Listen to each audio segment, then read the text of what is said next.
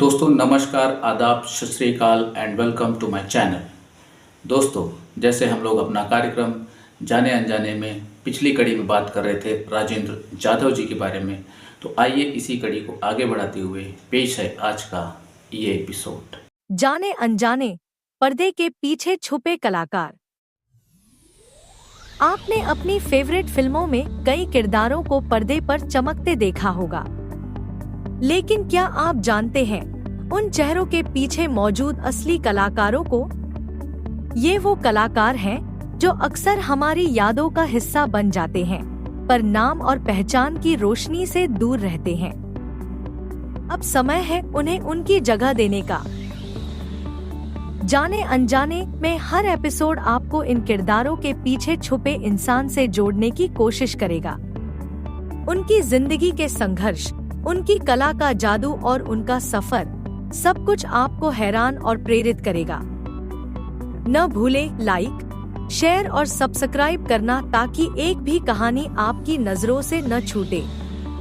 आइए इन गुमनाम नायकों को साथ में पहचानें। नमस्कार, मला अतिशय आनंद होतो आहे की आमच्या बीड पोलिसांनी केवळ पोलिसिंगच नाही तर त्याही पलीकडे जाऊन एका जटिल सामाजिक विषयावर जनजागृती करण्यासाठी पुढाकार घेतला आहे।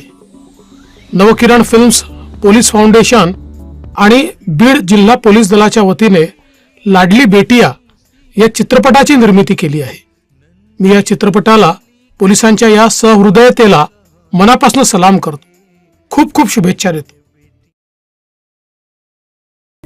ये क्लिप थी इनकी आने वाली फिल्म लाडली बिटिया की। दोस्तों, जैसा कि हम लोग अपने पिछले वीडियो में चर्चा कर चुके हैं कि किस तरीके से जाधव जी ने संघर्षों को पार करते हुए अपने अभिनेता बनने के सपने को पूरा किया।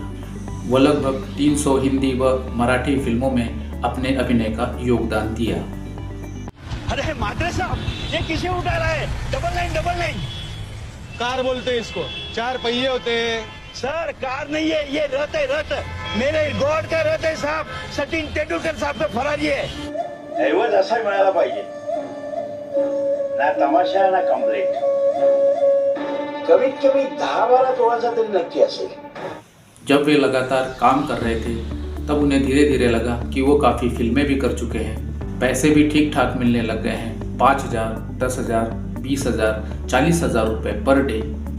तो सोचा चाल की जिंदगी से निकलकर अपने परिवार के लिए एक आशियाना ले लेता हूँ। उनके परिवार में पत्नी व एक बेटा और एक बेटी है। जहाँ बड़े बड़े फिल्म स्टार बड़े बड़े बंगलों में रहते हैं, तो मैं भी एक छोटा सा आशियाना अपने परिवार के लिए ले लेता हूँ। वह जाधव जी ने एक बैंक से लोन लेके अपने लिए एक आशियाना खरीदा। जिंदगी अपनी रफ्तार से चली जा रही थी, जाधव जी का काम भी अपनी रफ्तार से चला जा रहा था। लेकिन जैसा कि होता है हमारी हिंदी फिल्मों में, कहानी में एक ट्विस्ट आता है, वैसे ही इस कहानी में एक ट्विस्ट आया। एक बुरा समय, बुरा काल, बुरी घटना पूरे हिंदुस्तान के लिए नहीं दोस्तों, बल्कि पूरे विश्व के लिए। वह था कोरोना काल। कोरोना काल दोस्तों, जिससे कोई भी नहीं बच सका, वे भी नहीं बच सके। 3 साल का जीवन जिसमें रोज कमाने वाले व रोज खाने वाले मोहताज हो गए। इसमें से एक नाम था राजेंद्र जाधव। परिवार के लिए दाना नहीं, खाना नहीं। ऐसे समय में परिवार के लिए क्या किया जाए? ऐसे समय में जाधव जी किराए की गाड़ी लेकर मुंबई शहर के बाहर जो गांव होते थे, उनमें से सब्जियां लाकर मोहल्ले व आस पड़ोस में सब्जी भाजी बेचने का काम शुरू कर दिया। इतना बच जाता था कि जिससे 4 लोगों का 2 वक्त का खाना नसीब हो जाए। लेकिन इंसान की और भी ज़रूरतें होती हैं। बिजली का बिल है, सिलेंडर है, ये सब भी तो पूरी करनी है, और पैसे बहुत ही सीमित हैं। इन 3 साल के दौरान वे जो मकान की किस्त भरा करते थे, वे किस्तें धीरे धीरे रुक गई। धीरे धीरे किस्तें भरना बंद हुई और ब्याज पे ब्याज बढ़ता चला गया, और इस कदर बढ़ते चला गया कि उतरने का नाम न लिया। इन 3 साल के दौरान इंडस्ट्री तो पूरी तरह ठप रही, पर ब्याज पे ब्याज बढ़ता चला गया और जाधव जी का रेट उतरता चला गया। इंडस्ट्री की गाड़ी जब पटरी पर फिर से दौड़ी तो जाधव जी जब भी किसी से काम मांगा करते थे तो हाथ जोड़कर उनसे विनती किया करते थे कि प्लीज़ मुझे काम दे दीजिए, मुझे काम दे दीजिए। 1000, 2000 व 4000 रुपये पर डे जैसा भी काम मिला वे काम करने लग गए। इस तरह से उन्हें काम तो मिलने लगा, लेकिन अब लोग उनकी मजबूरी का फ़ायदा उठाने लग गए। 40,000 रुपये पर डे वाले व्यक्ति को अब महज 4,000 रुपये पर डे मिलने लग गए। इस तरह से रोज की जिंदगी तो चल गई, पर वह जो कर्ज था वह बढ़ता चला गया और इस कदर चढ़ा कि अब वो बोझ बन गया, और इस तरीके से बोझ बना कि अब लोग तकाजे के लिए आने लग गए और यही कहने लगे कि अब घर खाली करो। तकाजों से बार बार परेशान करना, शर्मिंदगी से बार बार टोकना, इस तरह उनका शारीरिक व मानसिक शोषण किया जाने लगा। वह एक सीधा साधा इंसान, जिंदगी के झंझावातों से लड़ने वाला इंसान, वह अब धीरे धीरे टूटता जा रहा है। परिवार वाले भी यह सब देखते जा रहे हैं और वे भी टूटते जा रहे हैं।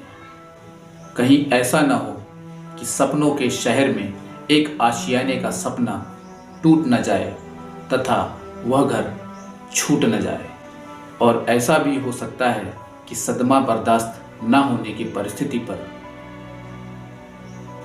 दोस्तों, ये सब बताने का मकसद मेरा सिर्फ इतना है क्योंकि मैं जाधव जी को व्यक्तिगत तौर पर जानता हूँ तथा पहचानता हूँ। विगत दिनों मेरी मूवी बैंड मास्टर के प्रमोशन में हम लोगों की मुलाकात हुई। जाधव जी का किस्सा बताने का सबब सिर्फ इतना है क्योंकि ऐसी कई दर्दनाक कहानियों से इसके पहले हम लोग रूबरू हो चुके हैं। फिर चाहे वह प्रदीप कुमार हो, भारत भूषण हो या फिर परवीन बॉबी, जिन्होंने ग्लैमर तो देखा लेकिन उनका अंत बड़ा ही दर्दनाक था। कुछ कलाकार तो ऐसे भी थे जिन्हें अस्पताल तो मिला लेकिन दवाओं के लिए पैसे नहीं थे, और कुछ का अंत तो उससे भी दर्दनाक रहा। लोगों को उनके बारे में तब पता चला जब वे दुनिया से गुजर चुके थे। जीते जी उनकी किसी ने सुध नहीं ली, मरने के बाद चर्चित हो गए। रात को आसमान में अनगिनत तारे चमकते हैं और सुबह होते तक कुछ सितारे टूटकर गिर जाते हैं। रात को ही टूटकर गिर गए और किसी को पता न चला, और लोग दिन की रोशनी में सितारों को ढूंढते रहे। वैसे तो कई जाने पहचाने फिल्मी दुनिया व सामाजिक क्षेत्र में ऐसे लोग हैं जो ऐसी दुखद घड़ी में लोगों के साथ खड़े रहते हैं। उन लोगों का योगदान कहीं न कहीं हम देखते व सुनते रहते हैं, जो खुले या छुपे तौर पर ऐसे लोगों की मदद किया करते हैं।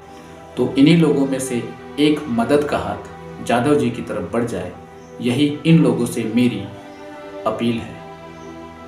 दोस्तों, मैं जहाँ तक जा सकता हूँ वहीं तक जा सकता हूँ, और जहाँ नहीं जा सकता तो कृपया करके इस वीडियो को आगे शेयर करें। नीचे जाधव जी का कॉन्टैक्ट नंबर दिया हुआ है जिनसे आप संपर्क कर सकते हैं। मिलते हैं नेक्स्ट एपिसोड में। शुक्रिया, धन्यवाद।